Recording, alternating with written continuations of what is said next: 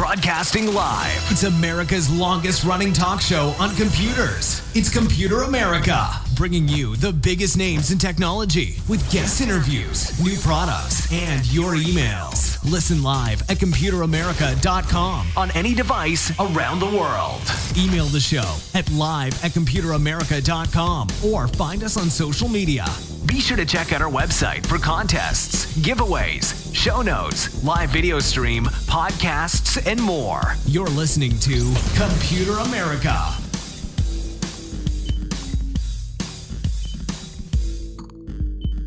Hello and welcome into the Computer America Show. It is the nation's longest running, nationally syndicated radio talk show on computers and technology. I'm your host, Ben Crossman, and thank you for joining us once again as we get things started here with another edition of the show. And, we have a last minute guest change, and, that's all right because I'm very, very pleased to, have the chance to talk to today's guest. And that's right, we're talking to the Immersive Technology Alliance.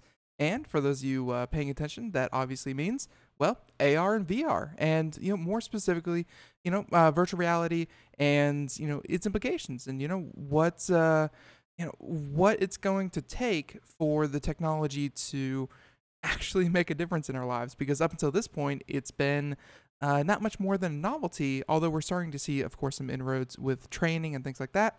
But, of course, to discuss all of this is going to be Mr. Neil Schneider. He is the executive director of the Immersive Technology Alliance. So before we get into all that, and before we start talking, a few things I should mention, including computeramerica.com. That's where you'll find anything and everything having to do with today's show.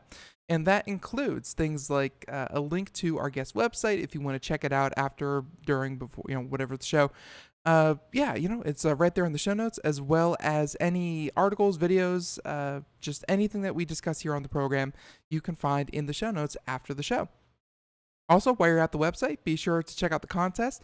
We have an ever-going contest with our friends over at Logitech. That's right. Where every single Friday, we give away a prize to a lucky listener. So that's going to happen tomorrow. That's right. We will read your name live on the air here. And hey, we could be calling your name out as a winner. Very, very simple. And then the last thing is, of course, the video portion of the show. Because, no show should stand still. And we feel that, just adding a video portion is so important to the future of Computer America. So check it out. Highly encourage it. Even though we are still a radio show, hey, just another way to experience us. So with all of that said, I think we're going to go ahead and bring in our guest and get things started here. So, like I said, to discuss what the Immersive Technology Alliance is and everything that they are trying to do for, this young but so full of ambition field of virtual reality, augmented reality. Joining us is Mr. Neil Schneider. He is the executive director of the Immersive Technology Alliance. And Neil, thank you for coming on. Thanks for inviting me. I'm really excited to be here. Yeah, we're excited to have you because this is the topic that comes up in roundabout ways. And we've had a lot of companies here on the show, kind of talking with us and talking about virtual reality. But more often than not, it comes up in ways where, I think it's like FedEx or UPS is now using VR to train employees, or so-and-so company is using VR. And so, such and such a way, VR is coming up all around us, but I feel like in the consumer space, it still has a lot of room to grow. And, VR, the impact it's going to have on people's lives is still a big question mark. So we're hoping you can help us with that and, fill in that question mark a little bit. So before we get started, tell us about the Immersive Technology Alliance and tell us about your background. How did you get started in VR? Sure. Well, I've actually been at this since, I'd estimate, 2006, which was before I was, setting up my first business. So how I started out was I was the founder of Meant to Be Seen. Mm-hmm. And Meant to Be Seen, this is it was actually founded in March of 2007. And it was founded as a stereoscopic 3D gaming community. So what I mean by stereoscopic 3D gaming is literally wearing 3D glasses with your video games. And the idea is that if we could build a community big enough we could prove that there was enough demand for stereoscopic 3D so that the technology, the display makers would put out 3D monitors and glasses, the game developers would put out, video games that support stereoscopic 3D, and gamers like myself would be really happy. So MTBS, of course, was a big success. And I joked that it was an act of frustration that I was on a panel discussion talking about, different aspects of stereoscopic 3D and gaming. And, one of my colleagues on the panel said, hey, gamers are under tables with wire cutters. And I thought, you know what? We need an organization representing the needs and interests of in those days, the stereoscopic 3D gaming community. So the organization was founded in 2009, and again, its roots were in stereoscopic 3D gaming, which is a form of immersive gaming, not as advanced as virtual reality, but nonetheless. And in parallel, what happened was on Meant to Be Seen, which is where my career pretty much started in this area, one of our moderators was a gentleman named Palmer Luckey, and we started a virtual reality section in the discussion forums. And one of our members was John Carmack, who was, of course, one of the key people behind, id Software and Doom and, a whole class of video games that wasn't possible before. So they connected, and we kind of know how their careers went. Oculus, got launched, and, they got acquired by Facebook, and, we know how things went.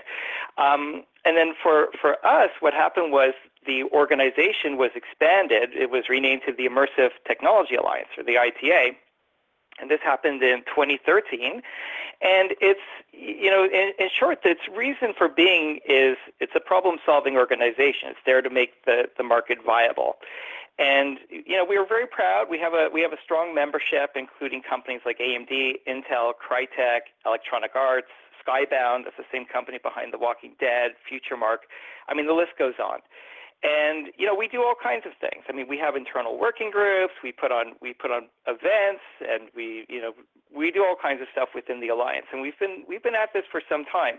And I mean, we should talk about the consumer side of things, because you are identifying some challenges with the market. So for sure, we should talk about that. Yeah, and it's so funny that you come out with 3D, although it's not true 3D. You mentioned I'm sorry. Let's see. Stereoscopic. Stereoscopic. That is not an easy word if you're not familiar with it. Stereoscopic 3D, and it's not strictly like a 3D television like they were trying to push on us, but so often I hear about people pushing VR, people pushing augmented reality, and their eagerness to say it's not just 3D, because 3D in the home flopped tremendously, and they're all eager to bring up 3D, and then they're eager to say, but it's nothing like that, or at least its implications are much better than 3D, or its usability is much better than 3D. Why don't you tell us about, I guess in your way, kind of what is virtual reality, and how is it a transformative technology? How is it something that obviously you guys believe in it, you guys believe it has a lot of use cases. How is it not just another 3D technology? Okay, so first off, I hope we have enough time to talk. We will. Yeah. Okay, so on the topic of 3D, okay, now this is a personal opinion, because I'd been there in the beginning. When it started out, it was a truly immersive experience. I mean, you had 3D movies that were made with 3D cameras, which means like double lens. You're getting a distinct left and right view, which is what makes things interesting. Video games, I mean, we were using something called stereoscopic 3D drivers, the way 3D works is you need a unique left and right view, and then when your eyes see this, your brain captures it and creates this whole volumetric experience, which is visually interesting, where you catch all the details, around objects, and it's really, really exciting stuff. But what happened was, and I say it all the time, is that people smelled the money. I mean, after people saw the reaction to movies where they were making boatloads of money relative to traditional 2D films, and in the video game market, the early adopters were the gamers. What happened was we started to see an introduction of 2D 3D conversion, which is not nearly the same. And in the video game world, what happened was to make things what we call 3D ready or compatible with 3D displays, you had people doing what we call 2D plus depth, which basically it's a technology where they extrapolate a left and right view, but it's not a distinct left and right view. It's not as good as a true stereoscopic 3D experience because it's not as processor intensive and the whole thing. I won't get into the technicalities of it, but the point is, what started the 3D industry was really the most exciting stuff. And then as things progressed, as people smelled the money and they felt compelled to rush out 3D content, they introduced technologies which delivered results which were not nearly as good. And the audiences were, in effect, trained to expect these lackluster experiences. And with the expression, they effectively killed the golden goose. I mean, that's really what happened with 3D. It's not so much about a flop where the technology failed because it was doomed to be a failed technology. It was that there was a lot of pressure to release content, and corners were being cut left, right, and center. Right. Now, going back to your question about virtual reality, it is for sure. It's obviously a far more advanced technology. For those unfamiliar, it's not so much about just watching a screen in stereoscopic 3D. Virtual reality, the whole core of it is to make you part of the experience. That you literally wear a head-mounted display, or who knows what future technology will deliver. I mean, today they're head-mounted displays, but who knows what the future is going to deliver. These things change all the time. But the point is, you're in the experience. You're not just watching yourself sitting in a cockpit, you're sitting in the cockpit. And a great deal of effort is being placed to suspend your belief. We call this presence. So the idea is that, if you see a pit or a chasm in front of you, your conscious mind will probably say, oh, yeah, it's okay for me to walk across, but your body will have a second opinion. So that's an example of a success in virtual reality.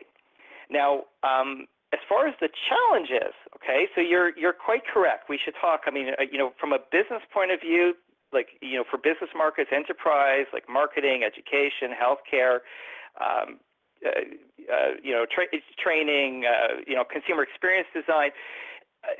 This is like VR is a gold mine, because it used to be that if you wanted to have equivalent equipment to what we're taking for granted today, you'd easily be spending tens of thousands of dollars, okay, like $80,000, $90,000 for a head-mounted display, which wasn't nearly as good as what's being marketed for a few hundred dollars.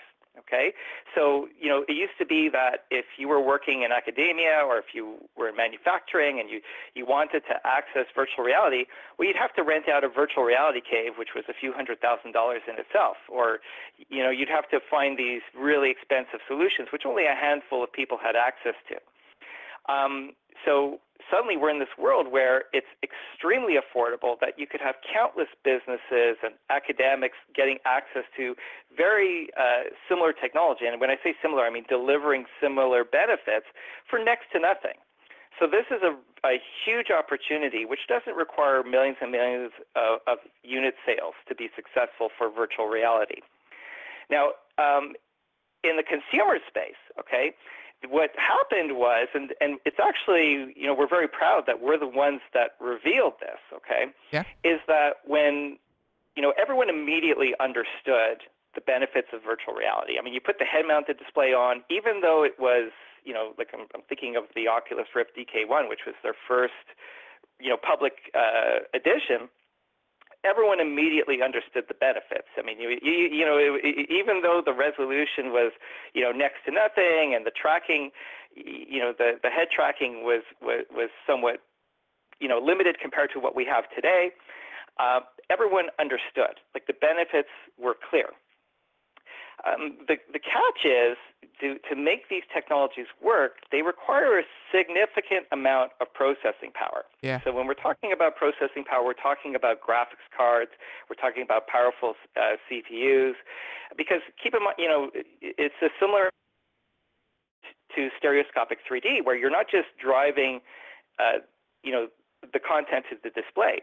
You need to literally have enough processing power to render a unique image to your left eye, a unique image to your right eye, Plus, the frame rate has to be fast enough that your latency, which means like the delay of your movement and the pixels to screen, is below, I think it's like, under 20 milliseconds or under 16 milliseconds. I forget the exact figure, but the point is there's a big, there's a lot of requirement there to make things work. So even though the head-mounted displays were and relatively inexpensive, I mean, let's face it, tens of thousands versus hundreds of dollars is a huge difference. Okay, but it also meant that there was a need to upgrade computers and better graphics cards and so on. So that's what happened. And in those days, which really weren't that long ago, the market was expecting this rags to riches environment where, hey, everyone's going to buy a head-mounted display. There's going to be an HMD on every table, and we're all going to be rich and happy. But the reality is, what happened was when we revealed the data back at the end of 2015 is we said, there's only 3 to 5 million qualified graphics cards sold each year all over the world. So you figure, how many graphics cards are out there. I figure a percentage of them might be in like a cooperative mode where they have 2 graphics cards in a single computer. Then you got to figure, how many, like the PCs themselves, this was a PC-based technology, have the other, secondary qualifications, like you had to have certain types of connectors and the whole thing. Anyway, we came up with a figure that the whole market, at most would sell like maybe a few 100,000 units industry-wide. And this was when people, when Facebook was putting out messaging that, they expected it to be 100 million in sales or it wouldn't be worthwhile. So, yeah, so it was, those numbers don't difference. line up, right? Yeah, those numbers don't exactly line up for, kind of a astronomical takeoff. Well, okay, and again, it's yes, you're right. I mean, there was a huge chasm between the expectations and what was possible to deliver, and that was a limitation of the technology. So they were completely correct when it came to the head-mounted displays that it was such a huge drop in expense, and it opened a huge door for potential. However, the other side of the fence, which was the processing power, was the bottleneck, and it was only then that they realized just how much of a bottleneck it was. Now, the good news is that we have what's called Moore's Law, which means that every 2 years, the amount of circuitry doubles on your processor. Okay, so it's not exactly an indication of double the processing power, but it is an indication of that the amount of processing power is increasing with time, and it's growing less and less expensive with time as well. So, interesting. I at this point, I had assumed that Moore's Law now dictated that every 2 years someone would say that Moore's Law is dead, and that was the new Moore's Law. It's a joke, obviously, but you're right. Yeah. No, it's it's still kicking, but it's hanging on. Right. It's not. I mean, it hasn't been. My understanding is, I agree. My understanding is it hasn't been easy to maintain, but the point is, it's been holding up so far. And if you were paying attention to and to listeners out there, if you're paying attention to graphics cards, like, and a lot of the and some of your partners that you have here listed on your websites, that specifically AMD and Nvidia, they have one of the big selling points for a lot of their recent consumer graphics cards, and it used to be you used to think that you needed like a Titan or a Titan X, NVIDIA graphics card to power this kind of thing. And then I think it was like AMD came out with like, it was like their 290X or something like that. It was a $300 graphics card that they promised could do virtual reality. And like, it was, it's such a selling point and such a feather in these hardware manufacturers' cap that they can bring the cost of virtual reality down year over year.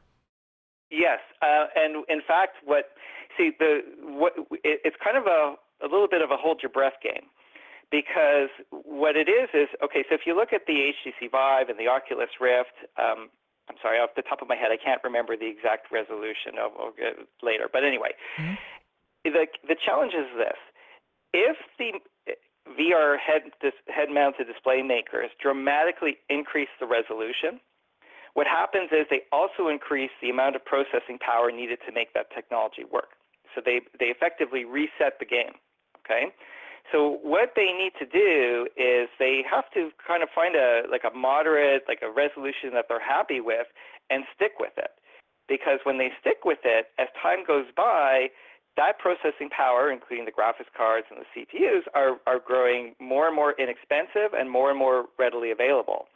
So I'll throw out a number. So in 2016, I would estimate that maybe there were like 3 million qualified PCs for virtual reality. So that included graphics card and CPU and the whole thing.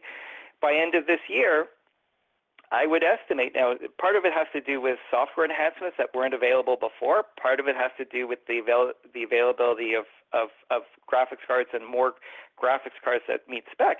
I would estimate that there are now upwards of 15 million qualified PCs that could take on this technology. So, it doesn't take a long time to make a dramatic difference. But the key is the display makers or the HMD makers need to hold their breath. They need to resist the opportunity to dramatically increase their resolution, because if you force a higher resolution on the consumer, that requires them to do dramatic upgrades there as well. And you're back to limiting your audience based on how many qualified graphics cards are sold each year. Right. So but the other side of the coin is, if we look at Microsoft holographic, there's a new generation of devices coming out, and they're doing mixed reality, and they're coming up with experiences that don't need quite as much processing power. Right. Yeah, and that's where I wanted to kind of take the conversation next, because the HoloLens, and like you just said, there's a couple different competing technologies out there. Google Glass, I think they're coming out with a new version of that soon. More and more companies are not where like virtual reality gives you entire experiences. Augmented reality, kind of gives you additional information for, just kind of everyday experiences. So I wanted you to kind of, explain the value of augmented reality in a business, in a consumer setting, how it's different from virtual reality, and then, kind of talk about, I don't know, which one you think is going to be better for what applications. Sure. Okay. So the first thing to, excuse me, the first thing to realize is they're completely different ball games. It's like almost comparing television to radio. It's not that one's better than the other. It's just the media is significantly different. As we talked earlier, virtual reality, you're literally in the experience. If you're wearing a head-mounted display, you're how would I put it? You're almost unaware of the environment around you, unless you had visual cues being provided to you. Augmented reality is you're enhancing the world around you. So it could be either through a smartphone, where you're using the smartphone's camera and you're seeing digital overlays or enhancements, or one day we'll see affordable options that you'll have glasses, and through the glasses you see the real world, and then you see digital overlays. Now, for enterprise or for business use, we're already seeing rampant use cases. It's excellent for training. Like one of my favorite examples, a couple of years ago, I saw a company called Scope AR, and what they did was they had a demo where you had an engine, and you saw these digital overlays giving you instructions on how to repair the engine. And it was their demo. So you walk around it, and you see different perspectives, and it was telling you what type of tool you need to use and how to use it. And it's actually a little bit of a funny story there, is that they were doing the demonstration, and an engineer came by, and they asked him, "Hey, would you like to try the demo?" And he's like, "Oh, you know what? I work with these engines all the time. I know how they work." He said, "Well, try it." So he tried it, and then after the demo, he said, "I've been doing it wrong for 20 years. I've been doing it the hard way, and I never even realized it." So that's a good example. Another example is I think we're going to see a lot of like tabletop games where it's almost like the Star Wars chess game, where you use the smartphone or you use glasses, and you see these digital environments on your tabletop. So there's all kinds of things that can be done both at the consumer and the enterprise end. It really is about enhancing the world around us. Yeah, and that has a lot of value, and it's a lot of value, I think, for consumers, just because they get to maybe see see information that they would normally look up on the phone, but it's intuitive, it's integrated, and it's, like in my favorite case, I cannot wait for, well, self-driving cars might make it moot, but the idea of, a heads-up display built into car windshields. I've been to CES. They're working on it. It's not a thing of fiction. They're working on it. So, it's definitely there. But I mean, can you talk about, obviously you guys are an alliance, you have a lot of technology, you speak to everyone in the field.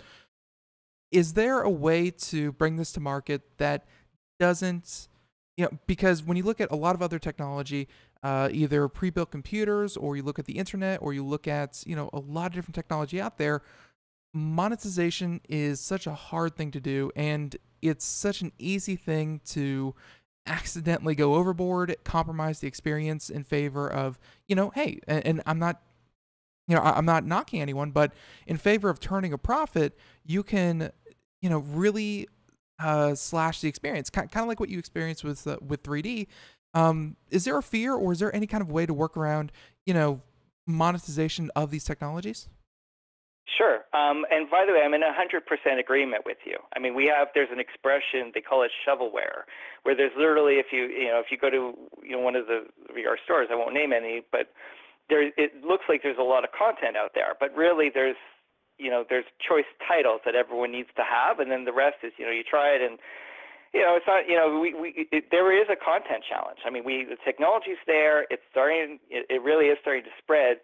And now we need the heavy duty content titles. And we're starting to see that. We're starting to see that on a serious level. But consumers need something to look forward to. And again, as you said, if you put out this haphazard content, just to release something, thinking that you're going to strike it rich, well, that's actually that is a method for poisoning the well, because consumers don't know different. I mean, how could they? So, it's like filling the world with 2,000 bad movies when there's only 3 good ones. So. But that's what happens. So, we do want to see a stronger effort on, selective content, good stuff, things that people could look forward to on a reliable basis. And we are starting to see that. We're definitely starting to see that. So I see positive things. Now, from a monetization point of view, it depends which angle you're looking at. So if you're looking from a business point of view, okay, so if you're looking from the point of view of someone who runs a small, medium business, and they're thinking, how could virtual reality help me, or how can augmented reality help me, they're actually in a really good position, because there's a lot of expertise out there. The technology is relatively inexpensive, and there's a lot that could be done. I mean, marketing, education, healthcare, consumer experience design. We have to remember, virtual reality has been around for decades. I mean, we talk about it like it's new, but only because it's affordable and available on store shelves. The reality is the need has always been there. The applications have always been there. It's just now we're able to do it on a much wider basis.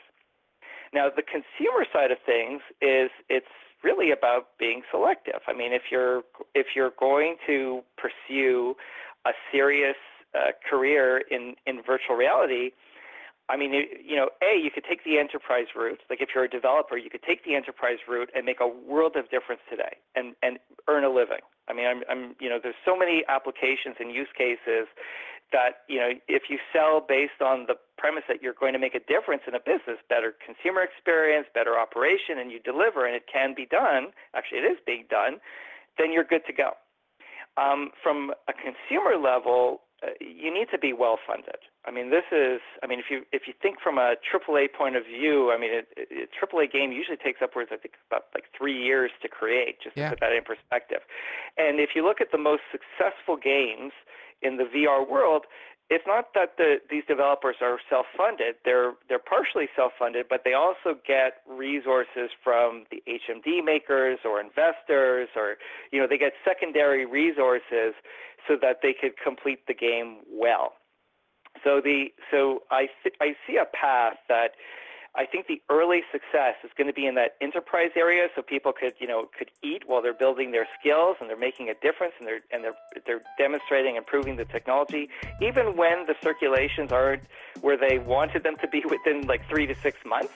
But longer term, we're definitely going to see a big... And Neil, I'm going to cut you off right there. Would you mind staying over for a couple minutes so we can talk about, finish this up and this conference you're doing? Absolutely. Perfect. So everyone, music means we're going to take a break. Mr. Neil Schneider, Executive Director of the Immersive Technology Alliance, Computer America. Be right back. We are all Brother Wolf. 10 years ago, a group of locals banded together to create positive change. We took animals into our homes, held adoption events at local retailers, and talked to the community about our mission to help build a no-kill Asheville. A decade later, we have achieved so many victories for animals in need. There's been so much progress, yet there's still so much to do. As part of our year-long celebration, we encourage you to become a member of our special Compassionate Circle program. With a monthly donation of $10 or more, you will have behind-the-scenes access to the work we are doing at Brother Wolf. Our goal is to reach 1,000 members because we receive no government funding. Working together, we can help build and sustain no-kill communities. Learn more at compassionatecircle.bwar.org. We are a 501c3 tax-deductible organization.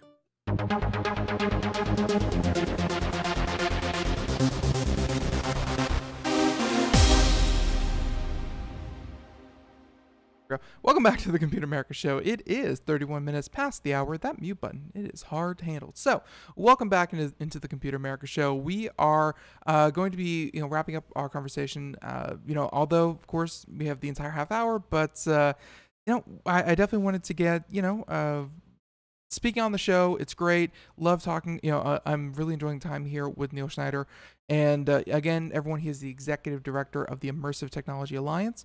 But I think just like most things, if you aren't sure of something, or I think the best argument for VR, for AR, is simply to try it. And up until this point, other than select displays at stores like Best Buy and things like that, not a lot of people have gotten to try it. And to say that it's an experience worth experiencing, and then saying, but to try it, you have to pay $1,500 or $1,000 or what have you.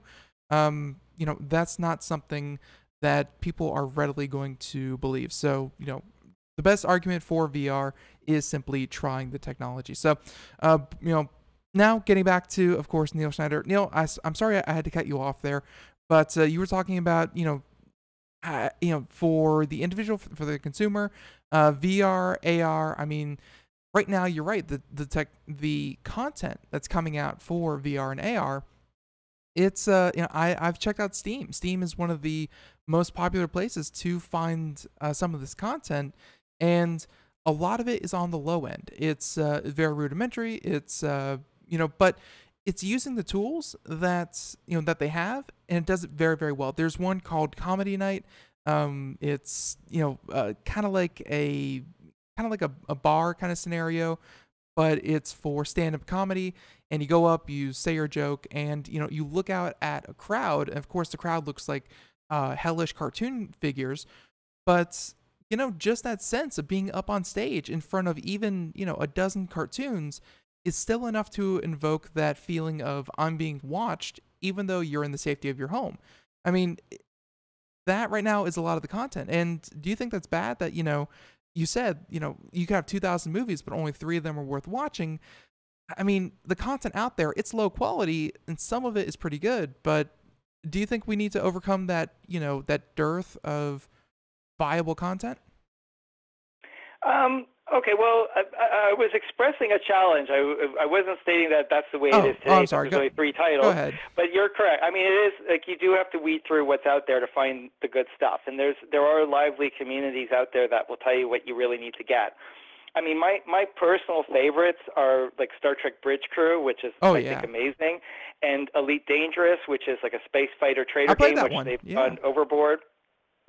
Right. So what were you gonna say? I didn't. I said that that was actually the first time I tried HTC Vive. Elite Dangerous was the game that I played, and I found myself I was sitting in a chair. I guess they do that so you don't kind of flop around everywhere. But I found myself like turning 180 degrees in the chair. Kind of rocking back, looking up over my head. I mean, no, Elite Dangerous is a great way to show off kind of the idea that you're in a sphere of content, not just looking at a screen.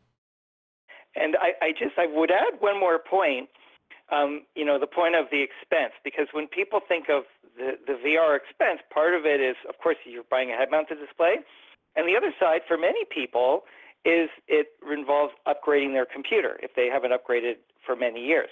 But something to think about if we're talking about the PC gaming space is that PCs tend to be about, from a processing power point of view, they're about 10 years ahead of anything you could do on a smartphone and about 3 to 5 years ahead of what you could do with a modern console. Sometimes they get pretty close, but what happens over time is the console plateaus and the PC gets more and more powerful. So really, I mean, you're not going to get a PC and be, in a scenario where VR is the only thing you're going to do. It's going to be an enriching experience where you have access to content. Like, you really are buying the future. It's like a 10-year advantage over, the other options in the market. So I mean, and again, as I mentioned earlier, from a content point of view, we are going to see more content. Lots of exciting stuff coming around the bend. Absolutely. And, and like I was saying, the best way is to experience this kind of stuff, which leads me to this conference that you're throwing. And I believe it's sometime in October. The dates are over at your website, October 19th through the 21st. We have a link in the show notes over to your website. Tell us about why you're putting on a conference and why you're not and why you're not doing some kind of like Apple presentation that you have to have VR to tune into. Like, why a conference? Okay, well, first off, the purpose of the event is we want to appeal to people that aren't already working in the field, okay? So this is the 4th edition of the show. The reason, much as the rest of my career, we did this, was it was an act of frustration where I'm based in just outside Toronto, and if I were in California, everything would be a stone throw away. The investment community, the content creators, the technology makers. But the East Coast is very much a viable space that was going largely ignored. So we founded this conference as an industry-building event that content makers and technology makers and investors and media could connect on this side of the coast. So we've been doing that since 2014. We're going into our 4th year. Now, this year, we want to do something a little different. So it's going to continue as a professional business-to-business event. So, the people who largely attend are people that work in the field, content creators, technology makers. Obviously, there's going to be media there, Space Channel, and anyway, the list goes on. Mm-hmm. But what we also want to see there are actual businesses. Okay, small, medium businesses, organizations, educators, because these are communities that could be taking advantage of the technology today. We want, we're going to be showing all kinds of case studies of virtual reality and immersive technology being used today and being viable today. 5 years from now, 10 years from now, it obviously is very exciting, but there's a lot that could be done today. So it's going to be a rare opportunity that, businesses will be able to come in and they're going to meet the top experts from all over the world. Intel, Advanced Micro Devices, Forex, Google, Lytro, Chosen Realities, which works with immersive technology to train the U.S. military, NVIDIA.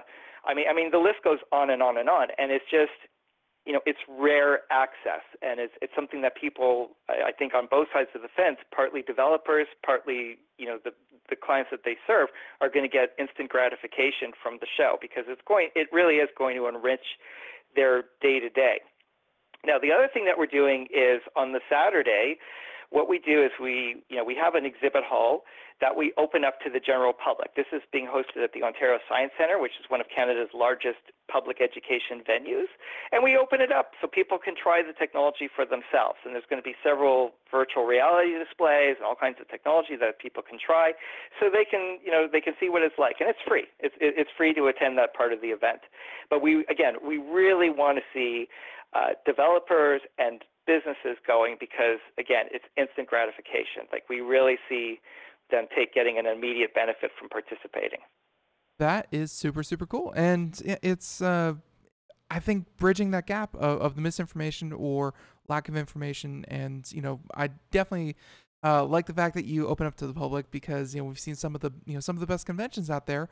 They start out as kind of industry focused, and they're too making the move to general public because the public is interested in this kind of thing. So, and before we get and by the way, if people want to find out more information about this, where can they go? Because right now we are linking to getimmerse.com and your website. Is that the best place?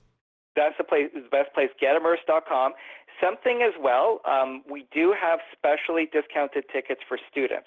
So if you're a full-time student and you want to learn more and you want to see how this can impact your future, we're set up for you. So, and that's all on the website. When you click to buy tickets, it's all Right. listed there. All right, very, very cool. And I think one of the last, kind of conversations I always like having, and one of my last questions is going to be, what is the future of VR and AR and things like this? Maybe, what do you see for the industry as a whole, and what industry are you really expecting, leaps and bounds will advance, through this kind of technology? Well, okay. So first off, we're in that phase where we've proven it could be done. I mean, you have to realize, we went from being a technology that was only accessible to people that could afford tens of thousands of dollars of expense and throw it away for the next, round of technology, which is going to be tens of thousands of dollars of expense, to something that's really in, the hundreds of dollars. I mean, it may, maybe a little more if you factor in a computer in the PC world. And actually, we haven't even talked about console. I mean, you can get virtual reality on a Sony PlayStation 4 with PSVR, and that's in the hundreds of dollars. So that doesn't require a huge expense. Now, augmented reality, again, readily available. We've already seen. I mean, obviously, Google's doing their work with AR Core, and Apple just revealed work with their AR kit on the on their iPhones. So we're obviously seeing a lot of progress there. But the way to think of this technology is, now that we've proven it can be done, we're going to, I think we're going to start seeing creative and inventive ways of making the technology work. Okay, so today it's head-mounted displays, but 15 years from now, we may have something dramatically different, something that's more comfortable to wear, something lighter, something that you can use for much longer periods of time. So what we have right now is actually, excellent. If you had any idea what we had before, what we have right now is absolutely excellent. However, I'm very confident that we're going to see, dramatic changes and improvements in the technology. But today we proved it could be done, which is a really big deal. Yeah, no, and so that is, I think, a great way to kind of leave this off with. And so, everyone, Neil Schneider, it sounds like you have your hands full. If I remember correctly, this is your 4th annual, so hopefully, you can come back on the show and tell us all about leading into the 5th annual. VR, what a great space to be in, and I'm looking forward to it, and it's going to be, and again, I'm happy to have you on, because I think this holiday season, and definitely the next holiday season, a lot of companies, computer, consoles, you're right, a lot of people out there are going to be pushing VR as a must-buy gift or something worth looking into, and having you here with your expertise, I think helped a lot of our listeners. So with that, Neil, I'm going to say thank you so much, and sorry for keeping you over. No, thanks for having me. It's been great. Our pleasure, our pleasure. So everyone, once again, Mr. Neil Schneider, he is the Executive Director of the Immersive Technology Alliance. Find out more in the show notes or getimmersed.com. So Neil, have a great day, and looking forward to having you back on. All right, sounds good. All right, thanks bye-bye. again. All right, and there he goes, everyone. So with that being said, why don't we go ahead and continue on? That's right, to computer and technology news. And this is a segment dedicated to the latest and greatest of tech stories. Piping hot, piping fresh, and here we go.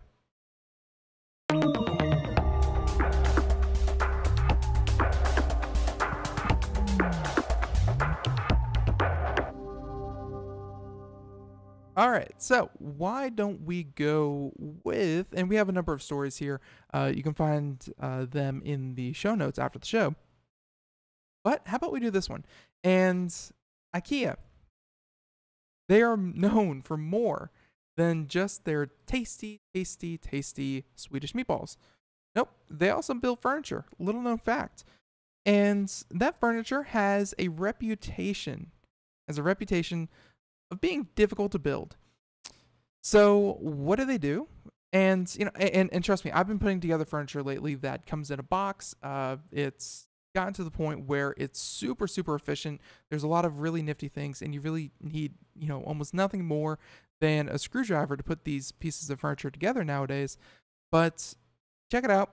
For those of you who are not so inclined, mechanically, and you'd rather just have something built together, well, IKEA is looking out for you. And this is coming from Engadget, Mr. Davidja Hardwar, saying that IKEA buys TaskRabbit. One word, TaskRabbit, to help you build furniture. And yeah, so they say that in yet another surprising union of traditional retail and the tech world, IKEA has reportedly snapped up the on-demand service TaskRabbit, where the deal makes a lot of sense, where TaskRabbit has made a name for itself as the go-to service for random tasks, and that often involves moving and building furniture. And acquisition is just the next step for the two companies, saying that IKEA is already relying on TaskRabbit as a partner in the UK, and it's advertising the service for customers who need installation help in the US and the rest of the world. I know that I could have used this at one point or another. So, while the deal gives IKEA a deeper foothold in the technology world, it just launched an AR-focused app for iOS 11, and it also helps the company solve some annoying problems for consumers, where nobody actually likes building the company's wares, and its expensive and lengthy delivery options also seem archaic in 2017. So, they said IKEA needs to compete with Amazon, which can easily ship out furniture within a day and offers easy installation options. Very, very true. So, IKEA, enter TaskRabbit, says that they will continue to operate as an independent company, and looking ahead though, it's unclear just how useful the rest of TaskRabbit's offerings will be to the furniture company.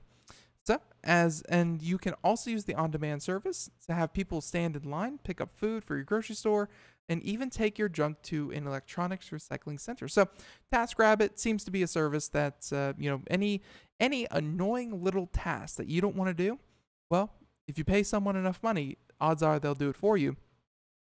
And IKEA definitely sees the benefit of having someone come to your door and put together your furniture for you. So, we'll see if IKEA rolls that into the cost of their business. We'll see if IKEA offers some kind of special promotion between the two. But either way, they're right. It's a blending of traditional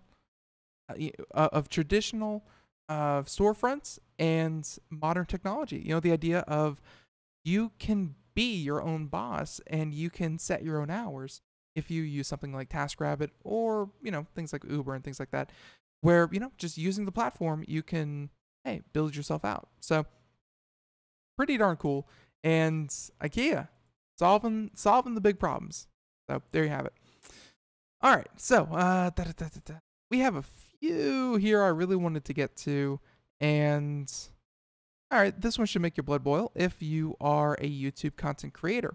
And I'm not saying that everyone out there is, but up until this point, everyone could have been. Well, now YouTube is making it a little bit harder for YouTube content creators. So, and this is an article by The Next Web and Miss Rachel Kaser, saying that YouTube now requires creators to be partners to use external links in cards.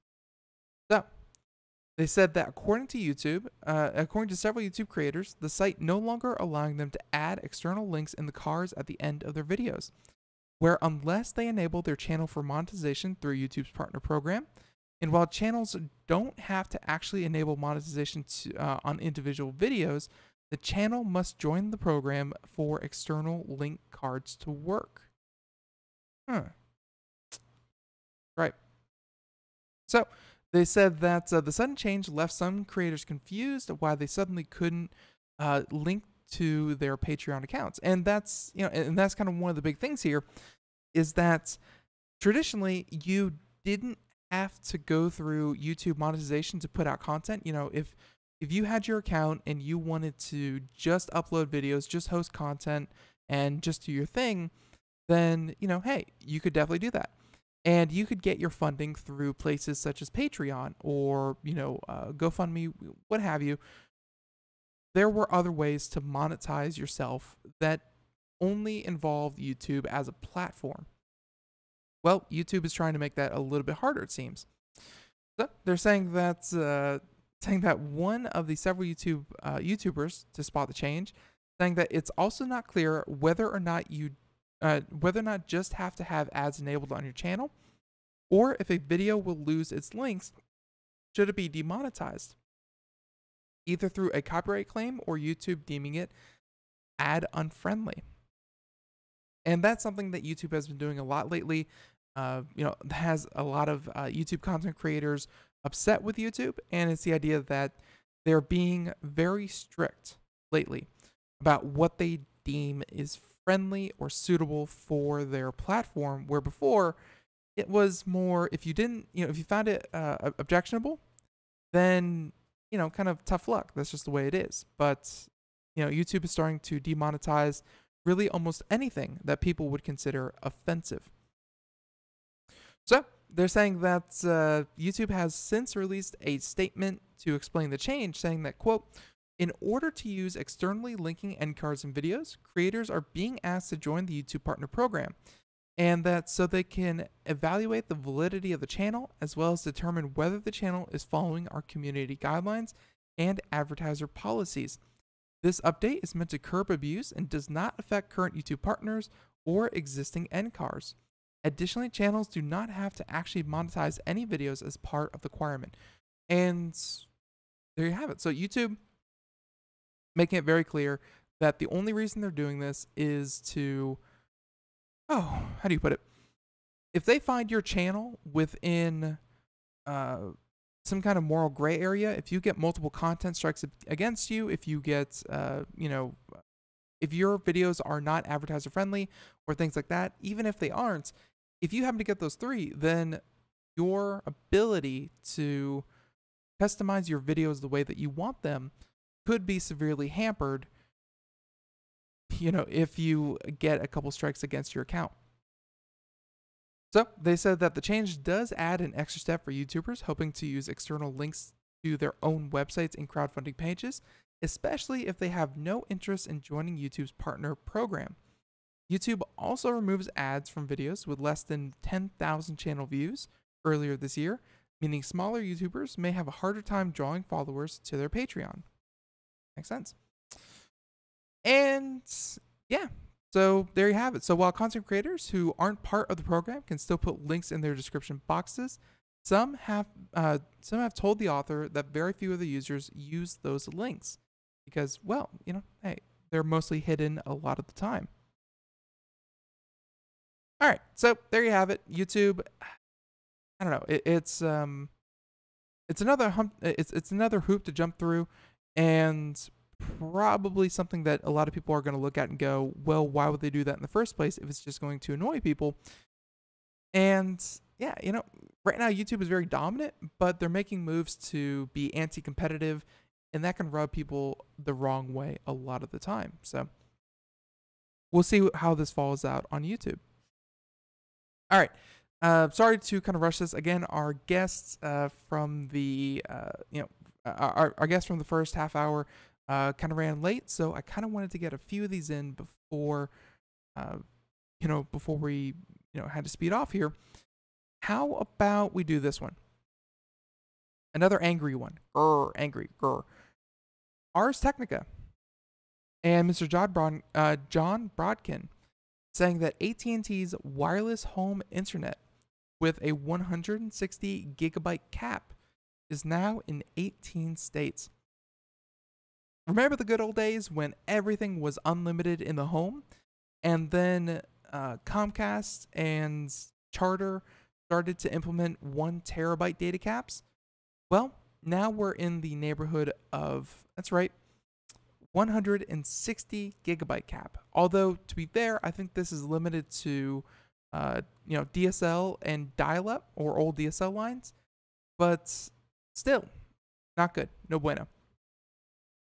So, and they're saying that AT&T has brought wireless home internet to 9 more states, offering rural and underserved customers a slightly faster replacement for old DSL lines, saying that our fixed wireless internet service delivers a home internet connection with download speeds of at least 10 megabits and upload speeds of at least 1 megabit per second. Not the greatest, but 10, pretty good. I think under current FCC regulation does not quite qualify it for broadband. I think that's 15 or 25, one of those. It keeps increasing every year. But 10 megabits, better than it was, but still not spectacular. So if you want to see which states are now affected, you can check out the video portion. But yeah, looks like a lot of them. And especially a lot of them in the South. So AT&T now delivers fixed wireless internet to 160,000 residents and small businesses and locations, and it plans to boost that number to more than 400,000 by the end of the year and 1.1 million by the end of 2020. So standalone wireless internet services cost about $60 a month with a 1-year contract. Yeah, that's that's about, I say it's about normal, but in other places, I've paid a lot less for a lot better. So, depending on your area, could be worse. Now, here's the thing. They say that wireless home internet service has a monthly data cap of 160 gigabytes a month. Not gigabits, but gigabytes a month.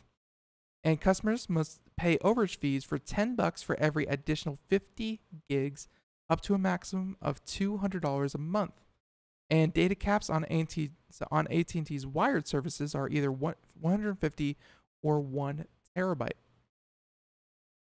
My goodness, I hate data caps. I hate them with a passion. Oh my goodness.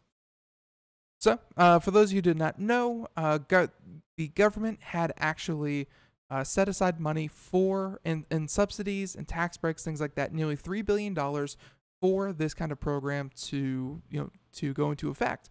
They, the U.S. government paid AT&T, Comcast, many other companies to provide internet service to rural and underserved communities. So don't think they're doing this out of the kindness of their hearts. They are doing it because if they wanted a piece of that juicy government subsidies, well, they'd have to do exactly what they're doing. And yeah, so let's see. The article, kind of wraps up here saying that many customers are stuck with much slower speeds, saying that even 10 megabits per second download speed would be a welcome to customers in AT&T territory who get DSL service measured in kilobits. Oh, I remember the days of 56 kilobits. I can't imagine today's internet surfing like that. Ugh. And they said that even after the wireless expansion, there may be millions of customers in AT&T's copper wire territory with internet service slower than 10 megabits per second. And I know it may surprise you, but AT&T, a lot of different companies out there, they still make a hefty profit off of people still paying for old copper DSL and wired dial-up connections. Even in this day and age, it happens. So they said that the FCC did not make that commitment binding in its merging approval, saying that the FCC said that AT&T overestimated how many underserved rural households there were in the potential deployment area. All right. And yeah, I think we're going to leave the article there. We're just about running out of time, but suffice to say, AT&T pushing for more connection for rural homes, which is great. But hey, this is something that every American in this country has paid for. And that is, yep, you guessed it, subsidies to these companies to do just that. So with that, I say that we're out and we are going to go ahead and start to talk about tomorrow's show. Now tomorrow, everyone, we're going to have the one, the only, popzara.com. That's right, Nathan Evans joining us. He is a great guest and we have a lot of topics to talk about. He's a bit more pop culture, kind of bend to technology, but it's still a great show. Check it out. You won't be disappointed. And hey, looking forward to catching you here tomorrow. So again, I want to say thank you to the Immersive Technology Alliance for joining us here on such short notice. More information in the show notes, computeramerica.com. Check it out. And yeah, catch you here tomorrow. Have a great one. Bye-bye, everyone.